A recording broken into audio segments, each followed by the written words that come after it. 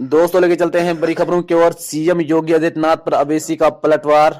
दोस्तों चलते हैं दूसरी खबर की ओर। बिहार में राज्यसभा सीट पर मुकाबला दिलचस्प, सुशील मोदी को टक्कर दे सकती है रीना पासवान। दोस्तों एक और नई खबर निकल के सामने आ रही है। बिहार एनडीए की बैठक के बाद होगा कैबिनेट का विस्तार, जाने के इस सरकार में किस दल के कितने मंत्री होंगे शामिल। दोस्तों चलते हैं एक और खबर की ओर। हैदराबाद के लोकल चुनाव में इतनी वैकल क्यों है भारतीय जनता पार्टी। जी हां दोस्तों, असदुद्दीन अवैसी का योगी आदित्यनाथ पर पलटवार, कहा तुम्हारा नाम बदल जाएगा पर हैदराबाद का नहीं।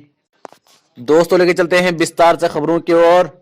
उससे पहले हमारे चैनल बेस्ट न्यूज को सब्सक्राइब करके बेल आइकन को दबाना न भूले। बीजेपी पर निशाना साधते हुए अवैसी ने कहा कि बीजेपी ने इस चुनाव में इतने लोगों को बुला लिया है, अब खाली डोनाल्ड ट्रंप का आना बाकी है।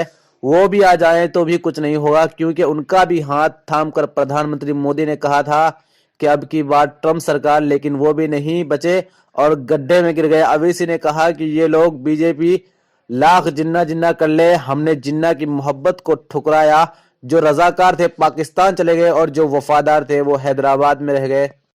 दोस्तों चलते हैं दूसरी खबर की ओर। पटना चिराग पासवान के पिता और लोजपा के संस्थापक रामविलास पासवान के निधन के बाद बिहार में राज्यसभा की एक सीट रद्द हो गई थी, जहां एक तरफ भाजपा ने इस सीट पर बिहार के पूर्व उप मुख्यमंत्री सुशील कुमार मोदी को उम्मीदवार बनाया है, वहीं दूसरी तरफ सर्वसम्मति से चिराग की मां रीना की महागठबंधन का प्रत्याशी बनाया जा सकता है।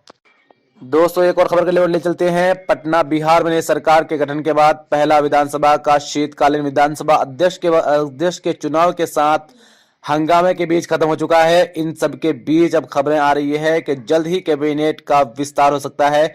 सूत्रों की माने तो उसके लिए जल्द ही एनडीए की बैठक बुलाकर मुख्यमंत्री मंत्रिमंडल विस्तार के लिए नामों पर मंथन करेंगे। पहले कैबिनेट का विस्तार नवंबर को ही होना था, लेकिन यह अब टल कर दिसंबर के पहले सप्ताह तक होने की उम्मीद है। वहीं कैबिनेट के विस्तार में सामाजिक समीकरण का ख्याल रखा जाएगा। कयास लगाया जा रहा है कि इस विस्तीकरण में जेडीयू के कम से कम 8 और मंत्री बनाए जाने की बात सामने आ रही है।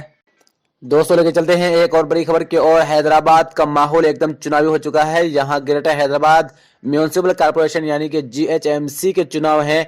इन चुनाव को आमतौर पर लोकल चुनाव कहा जाता है। इन लोकल चुनाव को बीजेपी वैकल होकर लड़ रही है। ऐसे में यह जानना जरूरी है कि बीजेपी यानी कि बीजेपी जीएचएमसी जैसे चुनाव पर क्यों इतनी जोर दे रही है। तेलंगाना में भारतीय जनता पार्टी के पास 119 में से केवल 2 विधायक हैं, वहीं कुल 17 लोकसभा सीटों में से केवल 4 सांसद हैं। इसके बावजूद बीजेपी ने हैदराबाद के नगर निगम चुनाव में अपनी पूरी ताकत झोंक दी है। महाराष्ट्र के पूर्व मुख्यमंत्री देवेंद्र फडणवीस कहते हैं कि नगर निगम के चुनाव को लोकल चुनाव इसलिए कहा जाता है क्योंकि यह चुनाव अक्सर स्थानीय मुद्दों पर लड़े जाते हैं। दोस्तों आप अगर फेसबुक पर देख रहे हैं तो हमारे पेज को लाइक, कमेंट, शेयर जरूर करें।